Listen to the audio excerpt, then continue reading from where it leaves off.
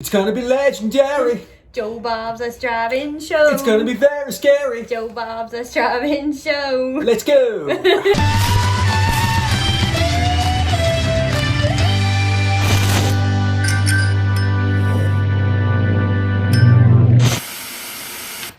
Yeah.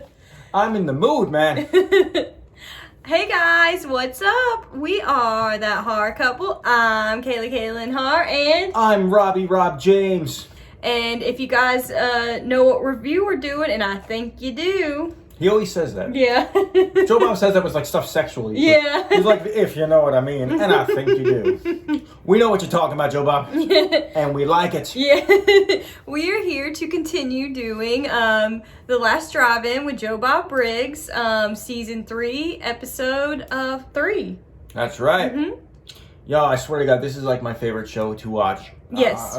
Ever. But like, it makes my Friday night, this show. Every Friday night. Mm-hmm. When I was little, it was TGI Fridays with Urkel and shit. But this is like the new stuff that, like, as an adult, like this is where it's at. Yes. Love it. Yes. I shit you not. Yesterday, SmackDown was on. I'm a huge wrestling fan, and I shut off SmackDown to watch Joe Bob and Darcy. I was like, hell no. I was like, I'd rather watch this. Yeah.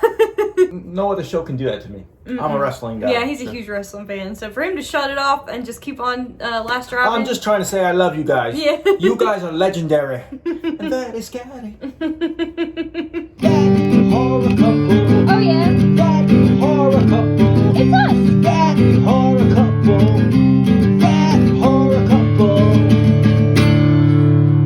And they talk about horror. Like and subscribe. Okay. That's the intro? I guess so. What else? What else? You're very unimpressed with my intro? No, that's not what You're I like, that's the intro? That's not what I meant. It's like after sex. You're like, that's all? So Joe Bob starts this episode off sitting outside his wood cabin, ranting about the Appalachian Trail. Yo, I would totally take directions from Joe Bob. Mm-hmm. I would prefer Joe Bob's voice be the voice of GPS. Yes. Oh my God. Over the robotic voice we have now. Yeah. It's like, at the next corner, make a left. Rerouting. Rerun. Yeah, I'm like, are you fucking with me? Or I don't trust that voice. She always tells you, like, the last second to turn, like, you have to... Yeah, and all of a sudden we fuck it up and she's pissed off. Yeah. She's like, now make a U-turn, motherfucker. I would prefer Joe Bob's voice. Mm-hmm. It would say make a left, but then the thing might go on like a rant for like in between directions. Mm-hmm. It's like, what's with left turns anyway? Yeah. Here's the problem with left turn. Yeah. Actually, there was a rant about traffic. So continuing talking about the rant about traffic, Joe Bob actually said the most polite drivers he's ever been around drive along the Long Island Expressway. Represent, dude. That's where we're from. And he said, like... Well, that like hit home because like I'm a Long Island guy, and yeah, he actually brought up Georgia too. Yeah. Kaylee's originally from Georgia. Yeah, so. I am. So it was really cool when he mentioned Long Island and Georgia in like the Savannah, same Georgia. rant. Yeah, it's right by you. Yeah, because that both hits home for us. He said in the rant about driving in Savannah, Georgia, he said, if you don't know what I'm talking about with polite drivers, you've never seen the face of a driver in Savannah, Georgia who thinks they've just been cut off in traffic. We almost died a few times. Yeah. Remember the spur? Somebody like really badly cut you off. No, this old man like ran me off the road. Yeah, Do you we almost that? died. We almost drove to like the pumpkin patch. Dude, we were like, what the hell was that? And then I see Georgia plates. I'm like, oh, that's why. Yeah. But yeah, some drivers. Yeah. There was a guy riding a damn like a bike. What's that thing? What is it called? Some guy in your neighborhood was riding like on his back, like pedaling like on his back with a bandana, like he was hip. I was like, what the fuck is this? Also, we were going to your dad's house one time, and some guy was driving a golf cart like in the street. Mm-hmm. I was like, People do that down south. he was holding up the whole thing. Yeah. So Joe Bob also goes on a rant about how small towns are becoming more like big cities and big cities are becoming more like small towns. I never thought of that, but I was like, that's interesting. Yeah. I thought that was cool. That was a cool way of looking at him. Yeah. Speaking of criminally underrated films, tonight's film is Bride of Reanimator. Yes, and that's the thing. As a fan of this show, we're always guessing, what is he going to show? What is Joe Bob and Darcy going to show this week? And, we thought of things, and I think a sequel a random sequel is like a curveball. We're like, ooh, that's interesting. Mm-hmm. You know, and talk about a fun sequel. Dude. Oh, yeah. Oh, my God. Like, if you like Reanimator, I think Bride of Reanimator is definitely, like, it's kind of like, they kind of, like, just took the fun aspects of the original and put the pedal to the metal. Yeah, like, they went all out in the sequel. And I think I had fun watching it. I really did. Watching movies with Joe Bob and Darcy makes this even more fun than it is. And this is a fun movie. Yes. So during the last drive-in every Friday night, Darcy the Mail Girl, love her. Yes, is always there to write back to everybody awesome. on Instagram, on Twitter, on the Slasher app, and so Joe Bob says that mass killers and bullies couldn't keep her away. No, we want more Darcy. Yeah, she's so cool. Yes. You know, I love when you know, I love talking horror with her, and you know, she puts all the fans on her story. She's so cool, and I love her as the Mail Girl. I really do. Yeah, me too. Darcy's awesome. The sequel, where Herbert West experiments injecting green serum into dead bodies and watches them start twitching and frothing at the mouth and eventually eating one another. Yes, they're at it again. Yeah. This time at first, like at a military base, and then at a hospital, and this time they're putting together like little body parts, like the fingers with the eyeball, yeah. With the eyeball, and like there's like a talking head too. Oh, David Gale, he got fourth billing on this sequel. The only guy that ever played just a head to get fourth billing in a film. He comes back as a head. Yeah. So for the sequel, Dr. West actually saved Meg's heart, which was Barbara Crampton's character from Reanimator, and the quit playing games with my heart. Don't go breaking my heart. He gets Kane to work with him because he convinces him that he can bring Meg back to life because he has her heart and they just need body parts. And you know, I did like how we didn't get Barbara Crampton, but we got basically everybody else that came back for the sequel, like David Gale, Jeffrey Combs, and we got some new characters too that are really cool additions to the cast. Kathleen Kinmont. That gentleman from that, I forgot his name, but he played in the Jeffersons. Oh, Mel Stewart. Yes, Mel Stewart. Yes. Kathleen Kinmont, actually, if you guys didn't know, you might recognize her face like I did when I watched the film. I was like, hey, I recognize her. Cops do it by the book. Halloween 4. Why is it to what men want, Rachel? Or Grady won't be the last guy you lose. She's like, have some coffee, bitch. So Jeffrey Combs is Joe Bob's guest tonight on The Last Drive-In. Awesome guest too, by the way. I thought that was a great interview. Yeah, they had a great conversation. He showed up in a cowboy hat. Yeah, because he said that his family's from the Ozarks, and he knew that Joe Bob would appreciate that. He was trying to relate to Joe Bob. He was like, he was great. He seems like such a nice guy. Like, they both seem like such nice guys, and Jeffrey Combs would be somebody. Your grandpa wears a cowboy hat. Yeah. I remember I went over for dinner. I'm like, oh, that guy's cool. He's rocking the cowboy hat. Yeah. Jeffrey Combs seems like he would be really cool to meet at a convention for sure. So Joe Bob asked Jeffrey if he agrees that Bride of Reanimator is more of like a bro movie. Bro movie mean what? Like Joe Bob said. And then Combs asked him, he's like, are you suggesting that it has homoerotic undertones? And Joe Bob says he wasn't going to come out and directly ask that, but it's pretty obvious that they have more than brotherly feelings towards one another. I would have to agree. It seems like that they do. Like Wes seems like he gets like it seems like every time Kane gets a girlfriend that she ends up dead meat.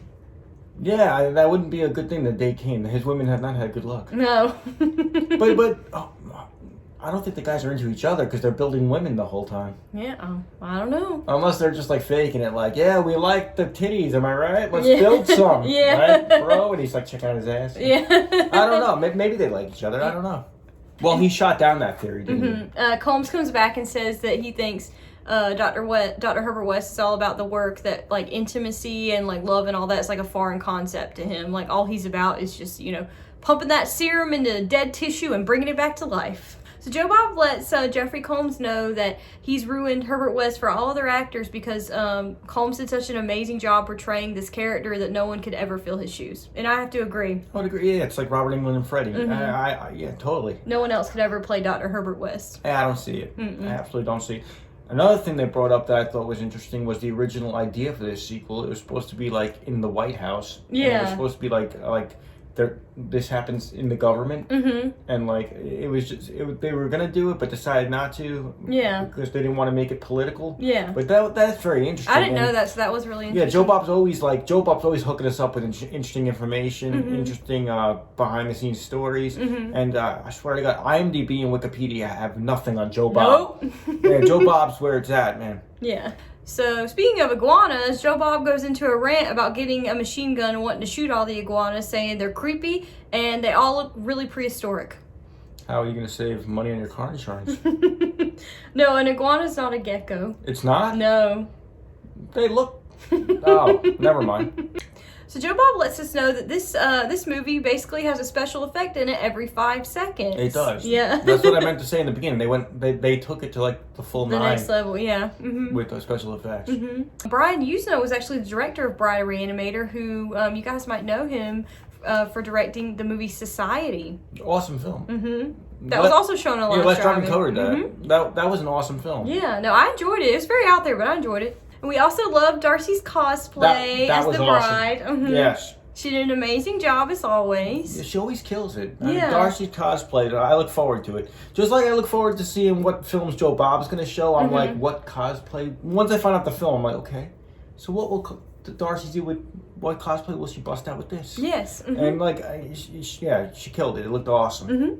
And Joe Bob actually gave Bride a Reanimator 4 stars. So there's a lot I took from the episode, but I'm not going to spew all the facts for you guys. You guys will have to go over to Shudder and check out The Last Drive-In with Joe Bob Briggs to find out all the behind-the-scenes Bride a Reanimator facts. So Joe Bob opens up the next segment of the show by talking about how he wants to buy a Dyson air dryer from Amazon. That was one of my favorite rants he ever done. Yeah. Oh my God. Like, usually, like, Joe Bob's, I love all of his rants, but I was like, I don't even remember, like, what brought this on.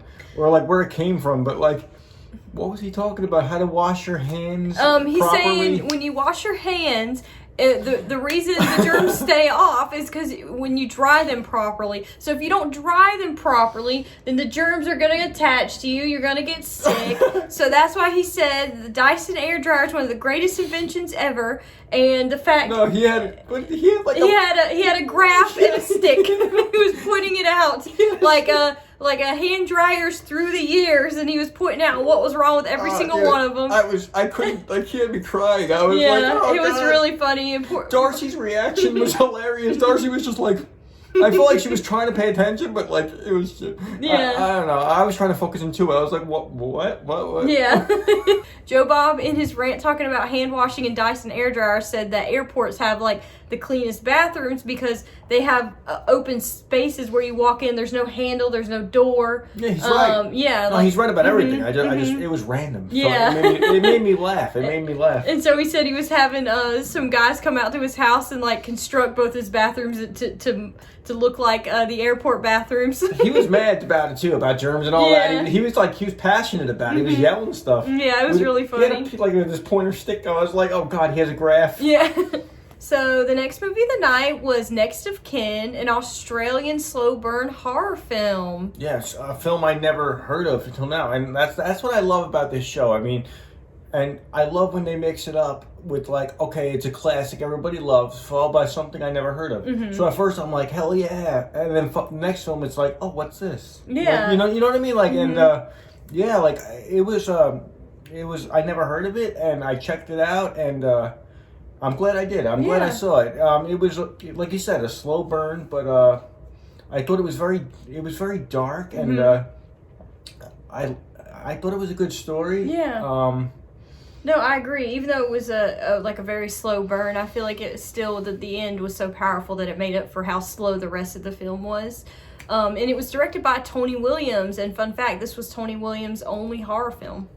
Yeah, it's a very interesting film. It's not usually like the type of film I watch, but it was a very good horror film, and very interesting, and I just like when Joe Bob and Darcy, I like when they show me some rare stuff, and this movie was rare because Joe Bob explained that it wasn't distributed properly. The distribution wasn't handled properly.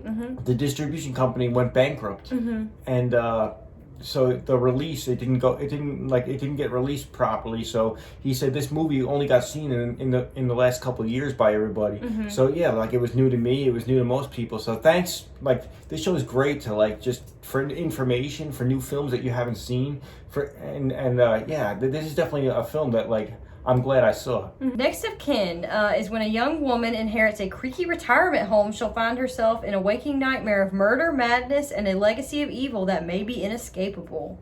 So Joe Bob lets us know that you have to pay attention to every single tiny detail in this movie to figure out the ending. And once I had watched the entire movie, I saw exactly what he was talking about. He was honest, too. He was like, it's a slow burn. He's like, I know you guys are mad. Like, what the hell, Joe Bob? It's a slow burn. He was honest about it. But, after that first movie, Bride of the Reanimator, that was wild off the hook. I mean, I was kind of, but it was later at night. I was kind of in the mood for like that type of movie. You know what I mean? Like I was in the mood to just chill and like focus in on something. It's dark and creepy, even though it's a slow burn. It really is.